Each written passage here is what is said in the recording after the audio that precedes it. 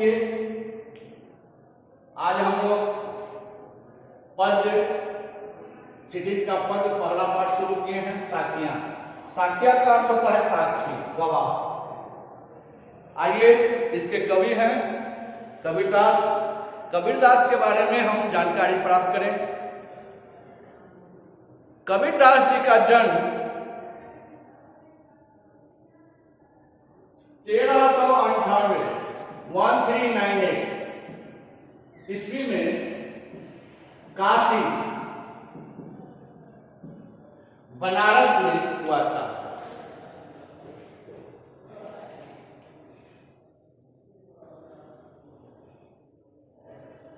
ऐसा कहा जाता है कि कबीरदास की जो वास्तविक मां थी वह एक विधवा ब्राह्मणी थी और उसके गर्भ से, विधवा ब्राह्मणी के गर्भ से कबीर जी का जन्म हुआ। लोक लज्जा के भय से वह नवजात शिशु को एक पेड़ के नीचे रोते बिलखते हुए छोड़कर चली गई। उसी रास्ते से एक निसंतान दंपति जो मुस्लिम थे, जुलाहा थे, नीरू और नीमा, वे उस रास्ते से गुजर रहे थे। अचानक एक नवजात शिशु की रोने की आवाज को सुनकर वे उसकी ओर लुकाते हुए और उन्होंने देखा कि एक नवजात शिशु रो रहा है। उस नवजात शिशु को देखते ही उनकी पत्नी में मातृत्व भाव जग गया और वह सोची कि शायद ईश्वर ने मुझे, अल्लाह ने मुझे प्रसाद के रूप में यह दिया है। और बड़ी प्रसन्नता से, बड़ी खुश होकर वह उस संतान को लेकर अपने घर आ गई और पालन पोषण शुरू किया। चूंकि वह जाति से जुलाहा थे, वस्त्र बुनने का काम करते थे, इसलिए कबीरदास ने भी उसी वृत्ति को, उसी व्यवसाय को करना शुरू किया। इनकी पढ़ाई लिखाई नहीं हो सकी, पढ़ लिख नहीं सके और फिर कुछ दिनों के बाद युवावस्था में जब इनकी का विवाह हुआ लुई नाम की एक महिला से, इनके दो पुत्र भी हुए, कमाल और कमाली। पुत्र और पुत्री, पुत्र का नाम कमाल, पुत्री का नाम कमाली। तो रामानंद से शिष्य होने के बाद दीक्षित होने के बाद ये निर्गुण और सगुण, सगुण का अर्थ होता है साकार, निर्गुण का अर्थ होता है निराकार। निराकार ब्रह्म की ओर, अर्थात जिसका आकार नहीं हो उसकी ओर अग्रसर हुए। इन्होंने 3 ग्रंथ भी इनके प्राप्त होते हैं। बीजक जो कबीर पंथी का सबसे महत्वपूर्ण ग्रंथ माना जाता है, रामायणी, और तीसरा जो है वह है साखियां। पढ़े लिखे इन्होंने स्वयं कहा है कि मस कागज छुओ नहीं, कलम दही नहीं हाथ। इन्होंने, इससे साबित होता है कि इनकी पढ़ाई लिखाई नहीं हुई थी। इनकी भाषा की कोई खास भाषा नहीं थी। सभी भाषाओं में खासकर देशज शब्दों का प्रयोग किया करते थे। भाषा सरल और सुबोध होती थी। आचार्य रामचंद्र शुक्ल ने कहा है कि इनकी भाषा का उन्होंने एक नया नाम दिया जिसको कहते हैं सदुक्री, अर्थात इनकी अपनी व्यक्तिगत भाषा थी जिसमें इन्होंने सभी भाषाओं को दिया। आइए अब जो आज हम पढ़ने जा रहे हैं साखियां, साक्षी।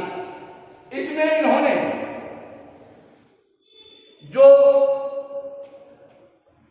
दोहे लिखे हैं उनमें से कुछ दोहों को आज हम जानते हैं, जानकारी प्राप्त लेते हैं। पहला बोर्ड पर आप देखिए, मान सरोवर तुहर जल हंसा केल कराई, मुक्ता पर मुक्ता जुगे, अब पूरी अनंत न जाई। तात्पर्य है कि जल से लबालब भरा हुआ छलकने की स्थिति में, जैसा जो मानसरोवर है यानी हमारा मन है,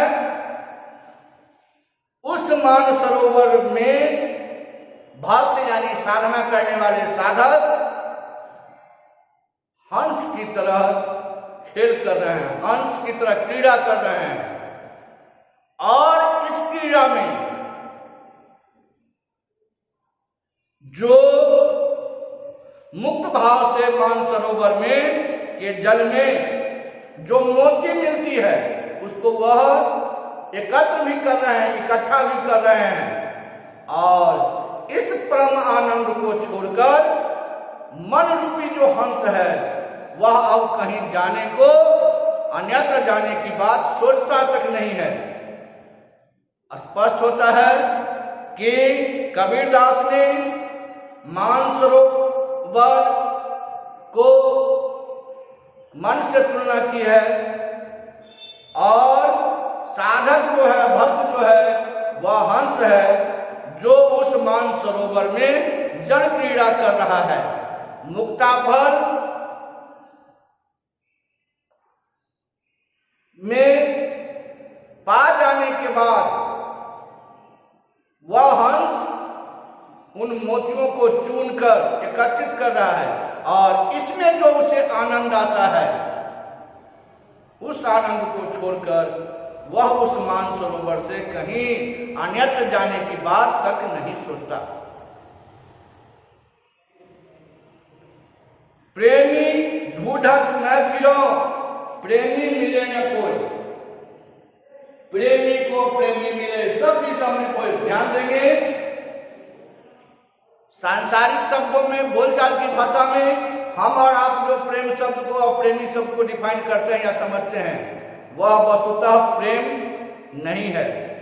कबीर के अनुसार एक सच्चा साधक, प्रभु का भक्त ही प्रेमी होते हैं, और उनके जैसा दूसरा कोई अगर भक्त नहीं मिलता तो सच्चा साधक मन से दुखी हो जाता है।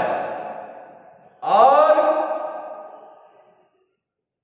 यदि कबीरदास जी जैसा बहुत सारे ऐसे साधक हैं जो सच्चे मन से ईश्वर की भक्ति भावना करते हैं, तो इस संसार में जो जिसके कारण सब कुछ होता है, वह है कारण पाप, वासना और मलिनता।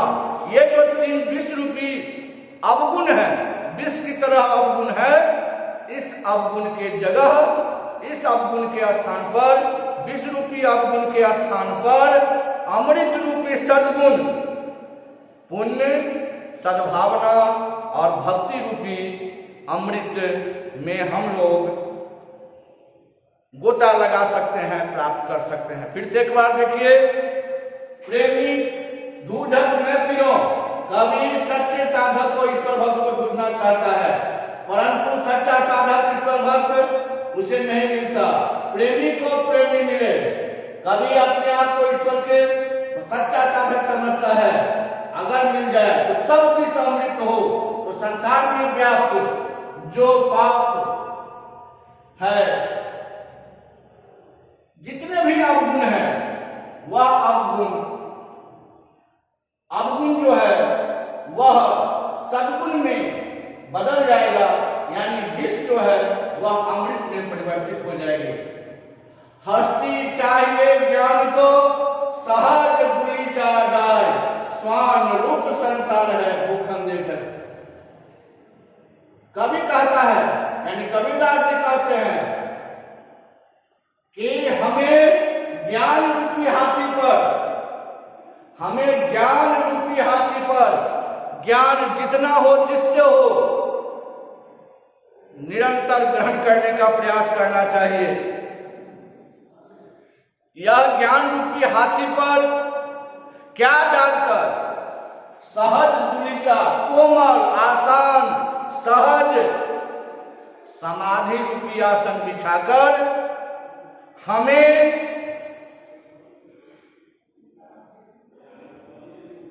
ईश्वर की तरफ, ईश्वर की ओर निरंतर बढ़ना चाहिए। इसमें आपका मजाक भी उड़ाया जा सकता है। क्यों? क्योंकि यह संसार जो है वह उस कुत्ते के समान है जो हाथी को देखकर उस पर भौंकता है। यदि कोई सच्चा ईश्वर भक्त है तो यह संसार उस पर व्यंग करता है।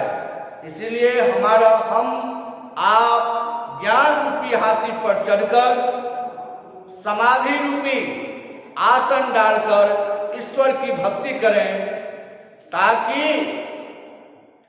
यह संसार रूपी जो कुत्ता है इस के भौंकने से उसके भक्ति भाव पर, भक्ति में किसी भी प्रकार का बाधा रुकावट न आ सके।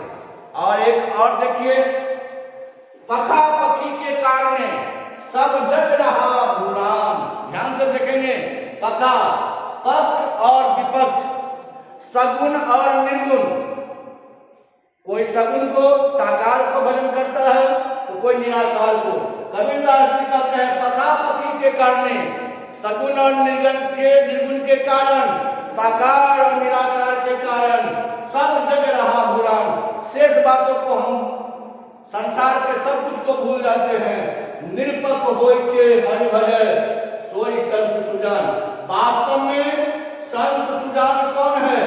जो निष्पक्ष होकर, यानी सगुण में भी ब्रह्म है, निर्गुण में भी ब्रह्म है, साकार में भी ब्रह्म है, निराकार में भी ब्रह्म है। जिसको जैसी इच्छा हो, जिसकी जैसी भक्ति करने की प्रेरणा हो वह कर सकता है। इस विषय वस्तु पर हमें किसी से मनमुटाव नहीं करना चाहिए, किसी की आलोचना नहीं करनी चाहिए, क्योंकि उसका उद्देश्य वह निर्गुण हो, सगुण हो, निराकार को मानने वाला हो, साकार को मानने वाला हो, उसका एक ही उद्देश्य होना चाहिए, ईश्वर प्राप्ति, ईश्वर के चरणों में भक्ति। और यह जो करता है वही भक्त कहलाता है, सच्चा भक्त कहलाता है।